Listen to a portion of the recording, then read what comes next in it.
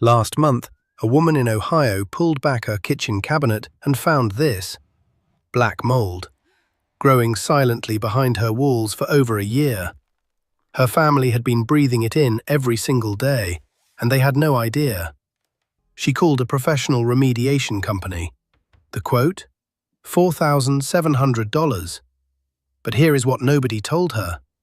Sitting in her kitchen pantry, right next to the mold, were two items that cost less than $3 combined. Two items that, according to peer-reviewed science, can eliminate mold more effectively than the $60 spray she had been using for months. So why didn't she know about them? Why doesn't anyone? That is exactly what we are going to uncover today. And by the end of this video, you will have a step-by-step protocol that could save you thousands of dollars and maybe even protect your family's health. Welcome to Historia Prime. Part 1. The Invisible Enemy. What mold actually is. Before we talk about the cure, we need to understand what we are actually fighting. Because mold is not what most people think it is. You see that black stain on your bathroom ceiling, that fuzzy patch in the corner of your basement. That is not the mold. That is just the part you can see. Mold is a living organism. It is a microscopic fungus that has been evolving on this planet for over 400 million years long before humans built their first shelter. And it is extraordinarily good at one thing: surviving. Here is what makes mold so dangerous. A single mold colony releases millions of spores into the air. These spores are tiny, between 1 and 30 micrometers across. To put that in perspective, a human hair is about 70 micrometers.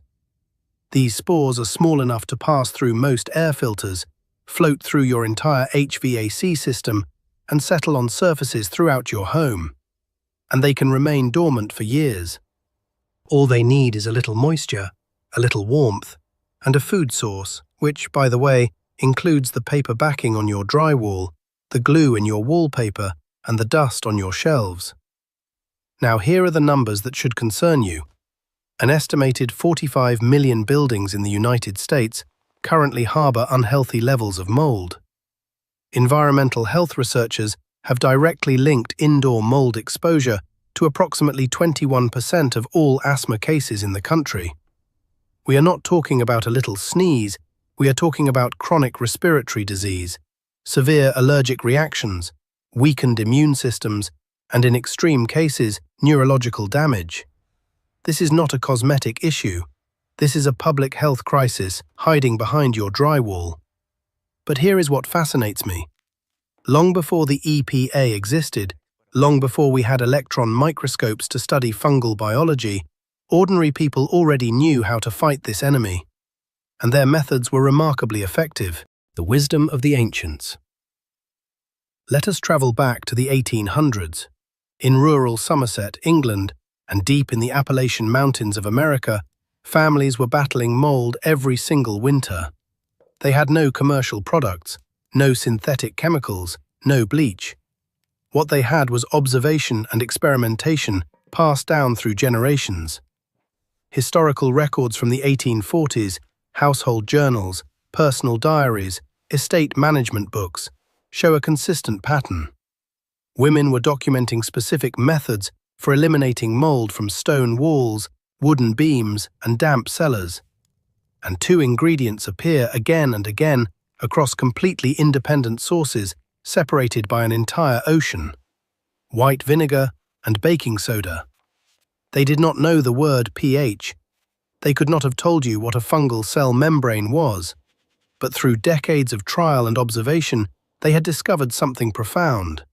Certain acids destroy the structure of mold, and alkaline environments prevent it from growing back. This was survival knowledge. Essential, practical, proven. So what happened to it? Part 2. The Great Chemical Takeover. How we were made to forget. The answer begins in the 1950s.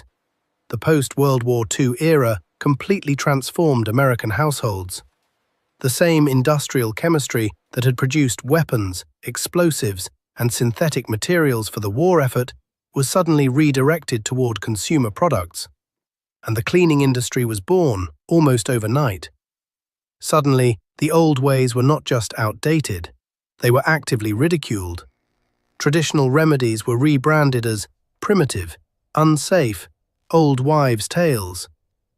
The message pumped into every television set and women's magazine was crystal clear. Only laboratory chemicals can protect your family.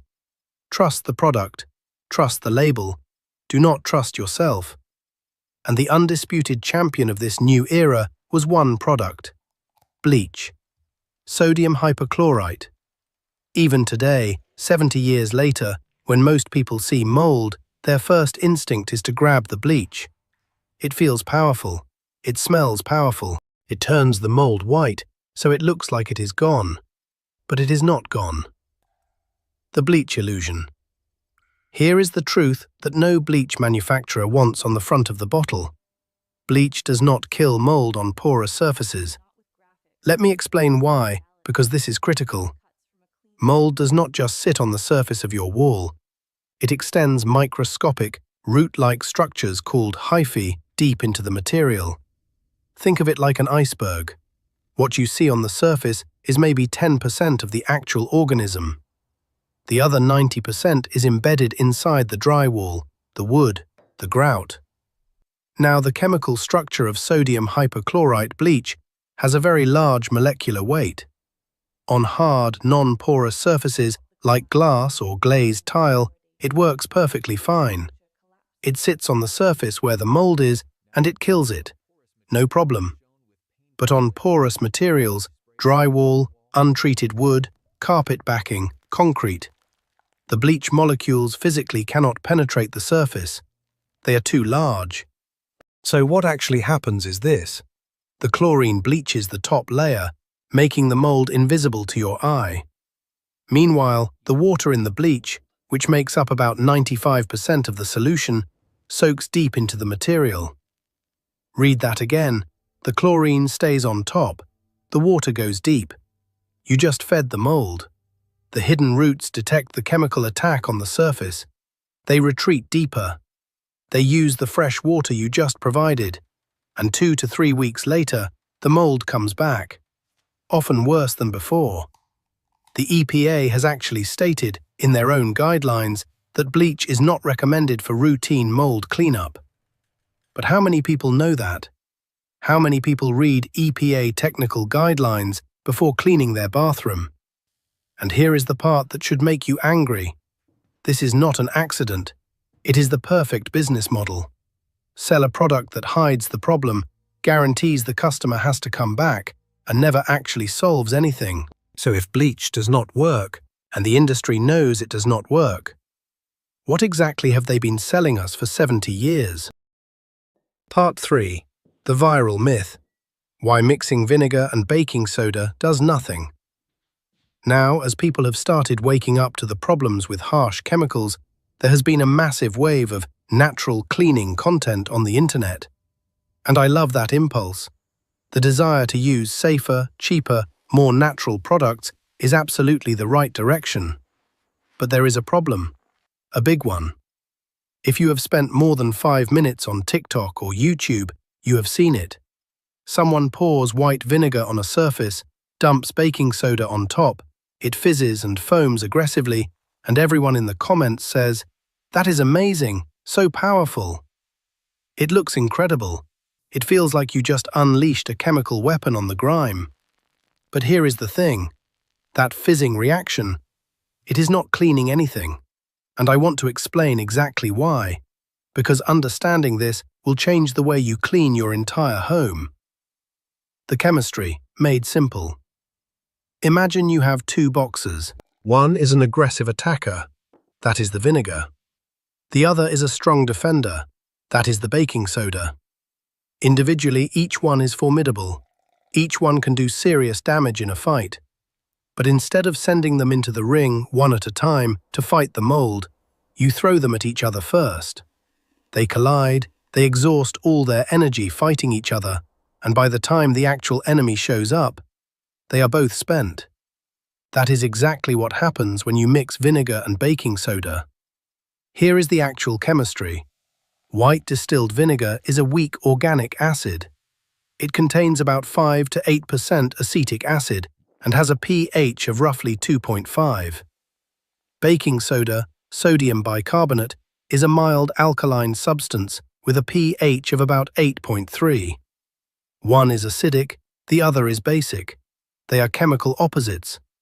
When you combine them, they undergo a neutralization reaction. The acetic acid reacts with the sodium bicarbonate to produce carbonic acid, which immediately breaks down into two things: water and carbon dioxide gas. That gas is the fizz. And once the fizz stops, what is left in your bowl? Water and a trace amount of sodium acetate. That is it. Slightly salty water with a neutral pH. It cannot penetrate a fungal cell wall. It cannot dissolve grease. It cannot kill anything. The very properties that made each ingredient useful have been completely destroyed. So why does everyone think it works? Two reasons. First, the human brain is wired to associate dramatic visual effects with powerful results. When something bubbles aggressively, our instinct says, "That must be working." It is the same reason we feel like spicy food is cleaning us out. It is just a sensation, not a function. Second, the carbon dioxide bubbles do provide a very brief, very mild mechanical lifting action. Like sparkling water loosening a coffee stain on your shirt. But that is physical agitation, not chemical cleaning. You could get the same effect with a damp cloth and some elbow grease. Here is the punchline. The cleaning industry knows this, and they love it. Every time a frustrated person tries a DIY natural cleaner, does it wrong, gets no results, and goes back to buying the expensive synthetic spray, that is a customer recaptured. The myth of mixing vinegar and baking soda is actually one of the best things that ever happened to the commercial cleaning industry. But here is the secret they do not want you to figure out. Each ingredient is powerful. You just have to use them correctly. And that means using them separately. We will get to the exact protocol in a moment. But first, there is a deeper question we need to answer. Part 4. Why you cannot buy this. The politics of cleaning. If vinegar and baking soda are so effective when used properly, there is an obvious question. Why is no company selling a proper, ready-to-use natural mold remediation kit? Why can you not find this on the shelf at Home Depot or Walmart? The answer involves chemistry, federal law, and a lot of money. And this is where it gets uncomfortable. The regulatory barrier. In the United States, there is a law called the Federal Insecticide, Fungicide, and Rodenticide Act, FIFRA. Under this law, any product that claims to kill mold, eliminate fungus, or disinfect must be officially registered as a pesticide with the EPA. That registration process requires extensive clinical trials, proving the product kills 99.9% of specific pathogens under controlled laboratory conditions. The testing alone costs millions of dollars, and that is before marketing, distribution, and liability insurance. Now ask yourself this question. What company is going to spend $10 million to register a product whose active ingredients, vinegar and baking soda, are generic commodities that any person can buy for $3 at any grocery store? There is no patent. There is no proprietary formula. There is no competitive moat. The moment you launch the product, your customer realizes they can just make it themselves. It is a business model that cannot exist. And there is a practical problem too.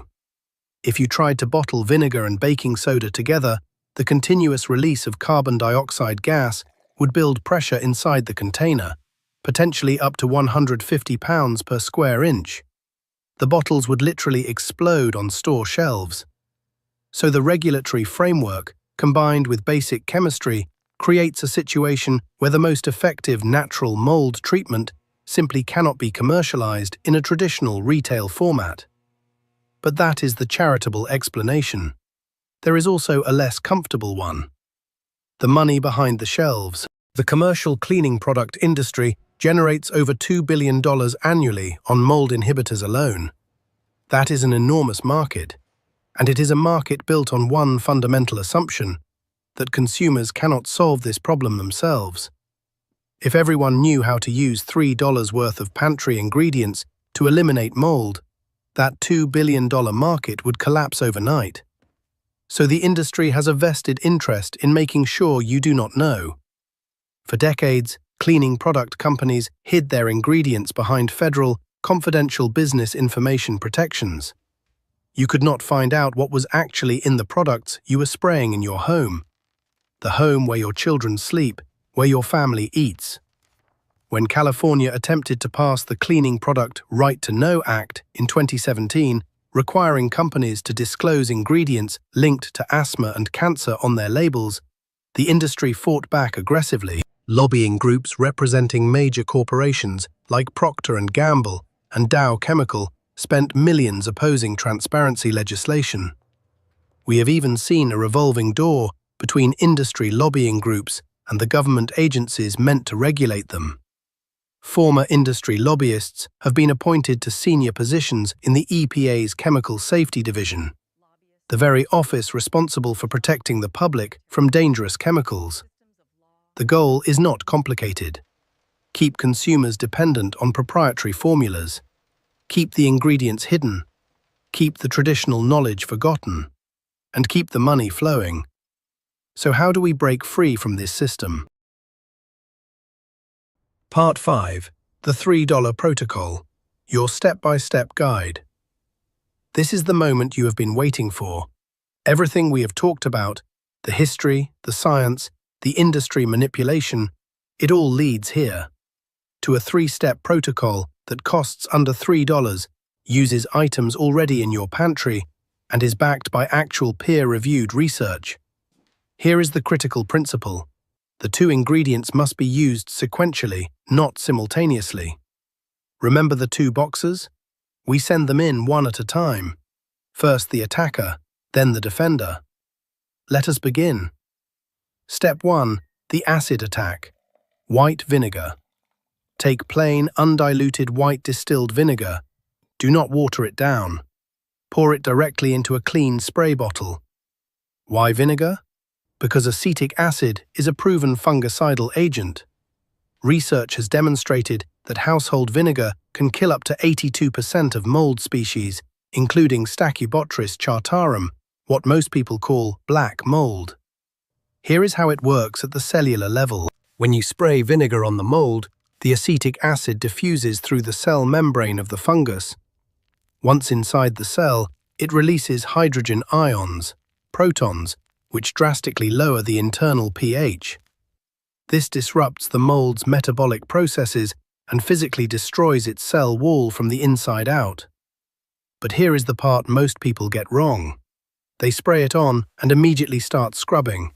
Do not do that. Spray the vinegar generously over the entire affected area and then walk away. Leave it for a minimum of 1 full hour. The acid needs time to penetrate the hyphae, those microscopic roots that extend deep into porous surfaces. If you scrub too early, you remove the acid before it can reach the roots, and you are right back where you started. 1 hour, minimum. Set a timer and resist the urge. Step 2. The physical removal. After 1 hour, the mold spores are dead or dying. Now you scrub. Use a stiff bristled brush and warm water. Scrub the area thoroughly, then wipe it clean and dry it completely. This step matters more than people realize. Even dead mold spores can trigger severe allergic reactions. The proteins in dead spores are still recognized by your immune system as foreign invaders. So killing the mold is only half the job. You have to physically remove it. Once the area is clean and dry, we move to the most important step. Step 3. The alkaline shield, baking soda. Mix 1/4 tablespoon of baking soda into 1 cup of warm water. Stir until dissolved. Pour this into a clean spray bottle. Spray this solution over the exact area you just cleaned. And here is the key. Do not rinse it off. Let it air dry completely. Why? Because baking soda is fungistatic, meaning it does not just kill mold, it prevents mold from growing back. Here is what is happening. The baking soda shifts the surface pH from acidic to alkaline, somewhere around 8.3 to 9.0. Mold cannot reproduce in alkaline environments. Its cellular machinery simply does not function above a certain pH. But there is a second mechanism that makes this even more effective. Baking soda is hygroscopic. It absorbs moisture from its surrounding environment. So the microscopic film of baking soda you just left on that surface is actively pulling moisture out of the material. And without moisture, mold cannot germinate, period. You have just created an invisible, alkaline, moisture-absorbing shield on the surface. Future mold spores that land there will find an environment that is chemically hostile and physically dry. They cannot grow, they cannot reproduce, they die. 3 steps, 1 hour, $3. And you just accomplished what a $60 product could not. The bigger picture, why this matters. I want to leave you with something bigger than a cleaning tip. Mold is a symptom. It is a symptom of moisture, of leaking pipes, poor ventilation, condensation from temperature changes. The protocol we just covered treats the outbreak, but true, permanent mold prevention means controlling the environment. Fix the leaks, improve your airflow, use exhaust fans, monitor humidity levels, ideally keeping them below 50%. But beyond the practical, there is a principle here that applies to much more than mold. For 70 years, an entire industry has been built on a simple idea: that you are not capable of solving your own problems, that you need their proprietary formula, their patented compound, their brightly colored bottle with the reassuring label. They spent billions in advertising to make you forget what your great-grandmother knew by the time she was 12. And that forgetting was not an accident. It was a strategy. But chemistry does not care about marketing budgets. Science does not care about lobbying groups. The acetic acid in a $2 bottle of vinegar does not know that it is supposed to be inferior to a $60 spray. It just works. By understanding the science behind the tools already in your home, you reclaim something the industry spent decades trying to take from you: your independence. Share this video with someone who is still buying bleach for their mold problem. Every person who learns this is one less customer for a system that profits from ignorance. I am Historia Prime. Stay curious, stay resilient. I will see you in the next one.